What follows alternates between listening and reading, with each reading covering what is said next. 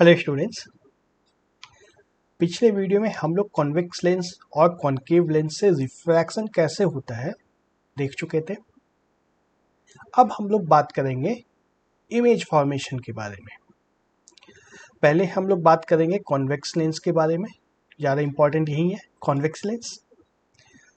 तो convex lens में image जो बनती है कॉन्केव मिरर के बिल्कुल सिमिलर बनती है। कॉन्केव मिरर और कॉन्वेक्स लेंस एकदम पैरेलल चलता है। कॉन्केव मिरर भी लाइट को एक जगह फोकस कर देता है, कॉन्वेक्स लेंस भी लाइट को एक जगह फोकस कर देता है।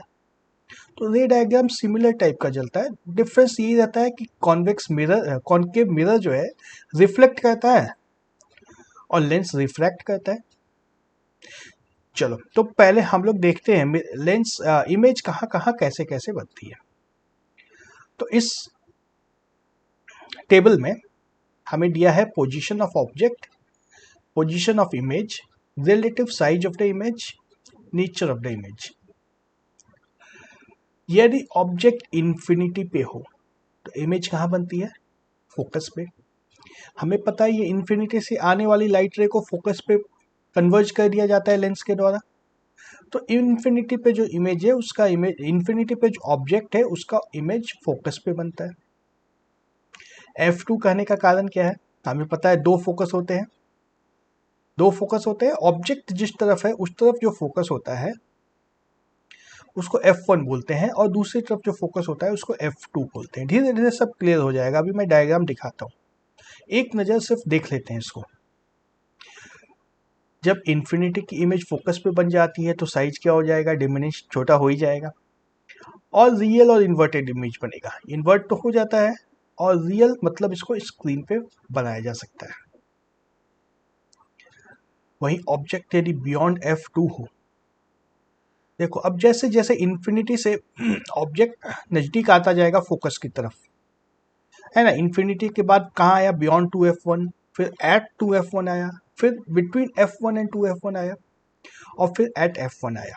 इन्फिनिटी से ऑब्जेक्ट नज़दीक आ रहा है फोकस की तरफ, इमेज वैसे ही जा रहा है, फोकस से जाते जाते इन्फिनिटी तक चला जा रहा है। पहले F2 पे था, फिर बिटवीन F2 एंड 2F2 आया, फिर between after 2F eight 2F2 आया, फिर बियॉन्ड 2F2 आया, फिर इन्फिनिटी चला गया, है ना। लास्ट वाला केस एक स्पेशल केस होता है, इसको इस सीरीज में नहीं इंक्लूड कर सकते हैं। कि जैसे जैसे ऑब्जेक्ट इन्फिनिटी से फोकस के करीब आता है, इमेज फोकस से इन्फिनिटी की तरफ जाती जाती है। और इस हर केस में इमेज जो है रियल एंड इन्वर्टेड बनती है। जिस साइड इमेज है उसके दूसरी तरफ ऑब्जेक्ट, जिस साइड है उसके दूसरे साइड इमेज बनती है, ठीक है। और साइज देखो, इन्फिनिटी पे ऑब्जेक्ट है तो साइज हाईली डिमिनिश्ड होता है, फिर धीरे धीरे बढ़ते जाती है साइज। डिमिनिश्ड आता है, फिर सेम साइज आता है, फिर एनलार्ज आता है, फिर हाईली एनलार्ज आता है। 5 पोजीशन में 5 कैटेगरी का मैग्निफिकेशन भी होता है, ठीक है। समझ में आ रहा है? ऐसे अगर याद रखने का कोशिश करोगे ना तो नहीं याद होगा। तुम सीक्वेंस पे याद रखोगे। इन्फिनिटी पे ऑब्जेक्ट चला गया है, फोकस पे इमेज आ जाएगा। बियॉन्ड 2F1 ऑब्जेक्ट गया है ना, इन्फिनिटी से थोड़ा नजदीक आया है, ऑब्जेक्ट फोकस से थोड़ा सा आगे गया है, फोकस से आगे चला गया, 2F से नजदीक है। ऑब्जेक्ट 2F1 पर आ गया है, इमेज 2F2 पे आ गया है। ऑब्जेक्ट F1 एंड 2F1 के बीच आ गया है, काफी नजदीक आ गया इमेज के। ऑब्जेक्ट भाग गया है, 2F2 के बाहर चला गया है और इमेज ऑब्जेक्ट जैसे ही फोकस पे आया, इमेज इन्फिनिटी, ठीक है। ये 5 तो सिंपल केसेस है और छठा स्पेशल केस है जिसको याद रखना है, जो मैग्नीफाइंग ग्लास का केस होता है। Object is between focus F1 and optical centre O। Lens के बिल्कुल करीब जब ऑब्जेक्ट होता है, इस केस में वर्चुअल एंड इरेक्ट इमेज बनता है। मैग्नीफाइड होता है, सेम टाइप का रहता है, इन्वर्ट नहीं होता है इसमें, रियल भी नहीं होता है इसमें। अब इसमें स्क्रीन की जरूरत नहीं होती है, वर्चुअल इमेज है तो स्क्रीन की कोई जरूरत नहीं है ना। मिरर मैग्नीफाइंग ग्लास लेके ऐसे ही मैग्नीफाई कर देते हैं ना किसी भी ऑब्जेक्ट को, उसमें कोई हमें मिरर वगैरह, स्क्रीन वगैरह की जरूरत नहीं पड़ती है। और इस केस में इमेज एनलार्ज्ड होती है। कितनी एनलार्ज होती है डिपेंड करेगा, लेकिन एनलार्ज होती है। और इमेज उसी साइड में बनती है ऑब्जेक्ट के जिस साइड में लेंस के, जिस साइड ऑब्जेक्ट होता है उसी साइड इमेज भी रहता है। लेंस के जिस तरफ ऑब्जेक्ट है उसी तरफ इमेज भी है। ठीक है, कुछ कुछ क्लियर हो रहा है, ज़्यादा नहीं समझना है अभी, हल्का हल्का दिमाग में रखने की कोशिश करना है और मैं आगे इसको डिस्क्राइब करता हूँ, समझ में आता चला जाएगा। तो सबसे पहले तो रे डायग्राम कैसे बनाना है इसको समझना है। रे डायग्राम लेंस के लिए कैसे बनेगा, जैसे हमने बात की थी मिरर के केस में, हम लोग 3 तरह की रे लिए थे। एक लाइट रे लेते थे जो प्रिंसिपल एक्सिस के पैरेलल है, एक रे लेते थे जो फोकस से पास कर जाती है, और एक रे लेते थे जो ऑप्टिकल सेंटर से पास करती है। तीनों रे मैं बना के दिखाता हूँ, तीनों को अलग अलग कलर से बना देता हूँ, दिखेगा अच्छे से। यदि कोई रे आती है पैरेलल टू प्रिंसिपल एक्सिस, मतलब इस तरह से रे आएगी, स्ट्रेट लाइन बनानी है हमें। रे कुछ इस तरह से आएगी, प्रिंसिपल एक्सिस के बराबर में आएगी, है ना। ये पैरेलल रेस इस तरह से आती है, प्रिंसिपल एक्सिस के नीचे से भी आ सकती है, यूं। ये सारी रेस को लेंस क्या करता है, फोकस पे कन्वर्ज कर देता है f2 के ऊपर, यूं। ये भी यहीं पे फोकस पे जाएगा, ये भी फोकस पे जाएगा। इन सारी लाइट रेस का रिफ्रैक्शन कुछ इस तरह से होता है कि सारी की सारी फोकस से पास हो जाती है। एक और रे अगर लेते हैं इस तरह से, ये भी फोकस से पास हो जाएगी, ऐसे होता है। तो एक इस रे से हम लोग काम करते हैं रे डायग्राम बनाते समय, क्योंकि इसका पाथ बहुत अच्छे से पता है ना, अगर ये पैरेलल आ रहा है तो फोकस से ही जाना है इसको, इसका पाथ प्री डिटरमाइंड है, इसको बनाने में कोई दिक्कत नहीं होगी। इसलिए एक इस रे को यूज करते हैं जो ऑब्जेक्ट ए में यहाँ पे लिखा है, पॉइंट नंबर ए में यहाँ पे दिया है। ठीक है, रे डायग्राम एक रे से तो बनेगा नहीं, और भी कुछ रेस चाहिएंगी हमें। दूसरी रे कौन सी लेती हैं, जो फोकस से पास हो जाती है। फोकस से पास हो रही है लाइट रे, मतलब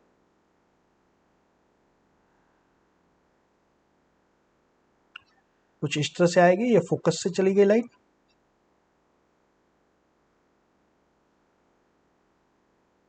है ना। और जो रे फोकस से जा रही है वो लेंस से निकलने के बाद पैरेलल हो जाएगी प्रिंसिपल एक्सिस से, इस तरह से एरो लगा दो। यदि लाइट रे फोकस से जा रही है तो लेंस से निकलने के बाद प्रिंसिपल एक्सिस के पैरेलल होगी। यदि लाइट रे पहले पैरेलल थी फोकस के प्रिंसिपल एक्सिस से, इस तरह से थी यदि, तो रिफ्रैक्शन के बाद ये फोकस से पास करेगी। ठीक है, दूसरी एक और रे देख लो, अगर फोकस से कोई रे पास कर रही है, मान लो यहां से लेते हैं, जैसे ये रे अगर फोकस से पास कर रही है, रिफ्रैक्शन के बाद क्या होगा, ये प्रिंसिपल एक्सिस के पैरेलल हो जाएगी, ऐसे। ठीक है, इसका भी पाथ हमें बहुत अच्छे से पता रहता है पहले से, कहाँ जाने वाली है रे, इसलिए इसको भी यूज कर लेते हैं हम लोग। और ये हमारे पॉइंट नंबर बी में था, लाइट रे पासिंग थ्रू द फोकस। अगर फोकस से लाइट रे पास कर रही है तो वो रिफ्रैक्शन के बाद प्रिंसिपल एक्सिस के पैरेलल हो जाएगी। और तीसरा जो था, light ray passes through the optical centre. Optical centre इसमें मार्क किया हुआ नहीं है, यहाँ पे होगा ऑप्टिकल सेंटर, लेंस के बीचों बीच। ऑप्टिकल सेंटर से अगर कोई लाइट रे पास कर रही है तो वो सीधा पास हो जाएगी इस तरीके से, इसके ऊपर कोई रिफ्लेक्शन रिफ्रैक्शन कुछ भी नहीं होगा, ये आराम से निकल जाएगी। ज्यादा कंफ्यूजन हो गया है डायग्राम क्या? ठीक है, 3 तरह की रे हम लोग देख लिए, ज्यादा कंफ्यूज होने की जरूरत नहीं है, दिमाग में सेट कर लो बस। इसको क्लीन करके मैं एक साफ सुथरे अब बना देता हूँ, इसको एक एक रे हर तरह की बना देता हूँ। चलो, समझ में आ गया है ना। तब एक एक रे बना देंगे तो उससे दिमाग में सब सेट हो जाएगा। रेड से सबसे पहले पैरेलल टू प्रिंसिपल एक्सिस को हम लोग बना देते हैं। ये क्या होगा, रिफ्रैक्शन के बाद फोकस से पास होगा, एरो इस तरफ से इस तरह होगा। दूसरा रे, यदि वो फोकस से कोई रे पास कर रही है इस तरीके से, तो ये लेंस से निकलने के बाद क्या होगे, पैरेलल टू प्रिंसिपल एक्सिस इस तरह से। और तीसरे में यदि कोई रे ऑप्टिकल सेंटर से पास कर रही है, जो कि यहाँ पे होता है ऑप्टिकल सेंटर, इससे अगर कोई रे पास कर रही है तो ये बिना रिफ्रैक्शन के निकल जाएगी। ठीक है, ऐसे लेंस था ही नहीं। इसी 3 रे से हमें रे डायग्राम सारे के सारे बनाने हैं। समझ में आ रहा है? ये नोमेनक्लेचर सब क्लियर है? 2f1, f1, f2, 2f2। एक फोकस तो होता ही है। फोकस तो हमें पता है, जिस पॉइंट से सारी पैरेलल रेस को कन्वर्ज किया जाता है। और हमें पता है कि ऑब्जेक्ट मिरर लेंस के लेफ्ट साइड में हम लोग रखते हैं, है ना। साइन कन्वेंशन जो हमने मिरर में देखा था, सेम यहाँ भी एप्लीकेबल होगा। ऑब्जेक्ट हमेशा हम लोग मिरर के लेफ्ट साइड में रखते हैं। तो इस साइड में जो फोकस है उसको f1 बोलते हैं, दूसरे साइड में जो फोकस है उसको f2 बोलते हैं। नाम देना ही पड़ेगा ना, अब 2 फोकस जब हो गए हैं तो दोनों को अलग अलग नाम बताना पड़ेगा, नहीं तो फिर दोनों में झगड़ा होते रहेगा। मैं बात करूंगा इस फोकस की, तुम समझोगे ये फोकस, और फिर नतीजा कुछ और निकलेगा। इसलिए नाम तो एक देना ही था, तो इसको फोकस f1 बोलते हैं। ये फोकस f2 हो गया। ऑप्टिकल सेंटर तो हमारे लेंस के बीचों बीच होता है O। 2f2 ये बहुत इंपॉर्टेंट पॉइंट होता है, दो फोकस का 2 गुना। क्यों इंपॉर्टेंट होता है? रेडियस ऑफ कर्वेचर जो होता है 2 इंटू एफ के बराबर होता है। ये रेडियस ऑफ कर्वेचर है ना, ये रेडियस ऑफ कर्वेचर है। तो ये काफी इंपॉर्टेंट पॉइंट है। और लेफ्ट साइड में है तो इसको 1 बोल दिया, राइट साइड वाले को 2 बोल दिया। डिस्टेंस वाइज दोनों बराबर होते हैं। f1 जो डिस्टेंस होगा फोकल लेंथ, वही f2 भी बराबर होगा। सिमिलरली 2f1 और 2f2 तो बराबर हो ही जाएगा तब। चलो, रे डायग्राम कैसे कैसे बनाना है ये क्लियर है। तब हम लोग एक जो हमने देखा था इमेज कहाँ कहाँ कैसे कैसे बनती है, एक डायग्राम बना के देखते हैं। सबसे पहला case, when object is at infinity, इस केस में रे डायग्राम कैसे बनेगा। हमें पता है इमेज फोकस पे बनता है, इमेज एट फोकस f2। और क्या पता है, हाईली डिमिनिश्ड। ये सब अगर नहीं पता होगा तो डायग्राम नहीं बना सकते हैं। ऐसा नहीं है कि रे डायग्राम बना के चेक कर लोगे कहाँ पे इमेज बन रही है, इतना परफेक्ट रे डायग्राम हम लोग नहीं बना सकते। ये चीज हमें याद होनी चाहिए, इमेज कहाँ पे बनेगी, कैसी बनेगी। तो when object is at infinity, infinity पे ऑब्जेक्ट है, इसका मतलब क्या है, लाइट रे वहां से पैरेलल आएंगे प्रिंसिपल एक्सिस के, सारी रेस पैरेलल आएंगे इस तरीके से।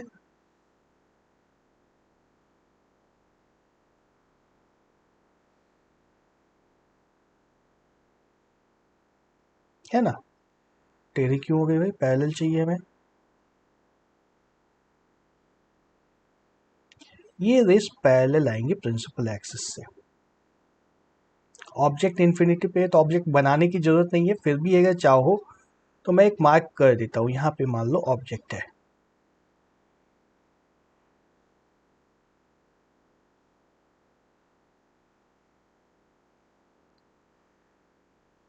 तो इमेज कहाँ पे बनेगी, रेस कहाँ जाएंगी रिफ्रैक्शन के बाद, फोकस से पास करेंगे, सारी रेस फोकस से पास कर जाएंगे।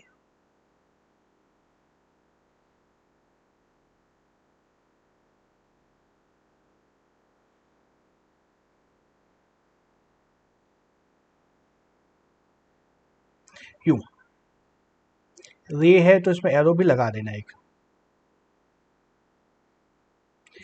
और हमें पता है जहां पे रेस का इंटरसेक्शन पॉइंट होगा वहीं पे इमेज बनती है। तो इमेज कहाँ बनेगी हमारी, इमेज बनेगी एट फोकस। फोकस पे एक इमेज बन जाएगी। और साइज क्या होगा इमेज का, हाईली डिमिनिश्ड। एंड ऑब्जेक्ट चाहे कितना भी हो, बिल्कुल पॉइंट साइज इमेज बनेगा, point size image at focus.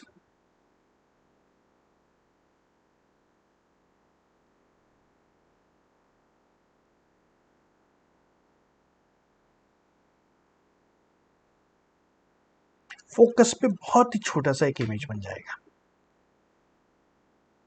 Simple था, सबसे सिंपल केस यही था। इमेज अगर ऑब्जेक्ट यदि इन्फिनिटी पे हो तो इमेज फोकस पे बनेगा, बहुत छोटा बनेगा, रियल बनेगा, इन्वर्टेड बनेगा। ये देख रहे हो, इन्वर्टेड इमेज होना था, मैंने इरेक्ट इमेज बना दी है। इमेज नीचे की तरफ आएगी, है प्रिंसिपल एक्सिस से नीचे की तरफ आएगी, यूं ऊपर वाला नहीं होगा।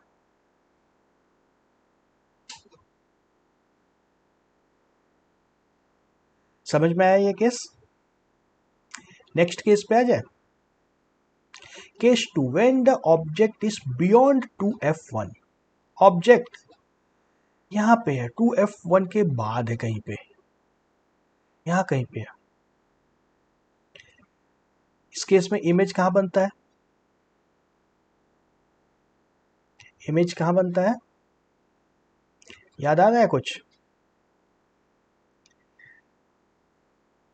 इमेज बिटवीन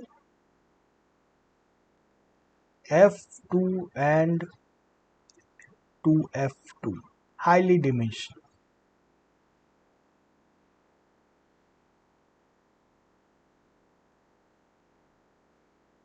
हाईली डिमिनिश्ड नहीं, डिमिनिश्ड होता है इसमें, सिर्फ छोटा हो गया। रे डायग्राम बनाओ, कैसे बनेगा? सेम करना है, एक रे को लेना है जो प्रिंसिपल एक्सिस से पैरेलल जाए।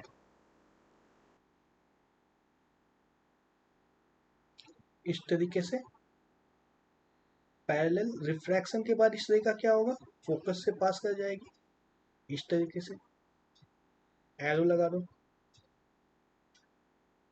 दूसरी रे कौन सी ले सकते हैं, जो ऑप्टिकल सेंटर से पास हो, इस तरीके से ऑप्टिकल सेंटर से पास हो गई। इंटरसेक्शन पॉइंट पे इमेज बनेगा, इमेज हमारी बन जाएगी यहाँ पे, और देख लो प्रिंसिपल एक्सिस से नीचे बन रही है, इमेज प्रिंसिपल एक्सिस से नीचे है, इन्वर्टेड आ गई, डिमिनिश्ड आ गई, सब कुछ दिख रहा है इसी में। तो ऐसी इमेज बनती है। ठीक है, इस वीडियो में बाकी के रे डायग्राम्स मैं नहीं बनाऊंगा, बाकी के डायग्राम्स अगले वीडियो में बनाते हैं। इस वीडियो में इसी दोनों डायग्राम्स को अच्छे से समझने की कोशिश करो।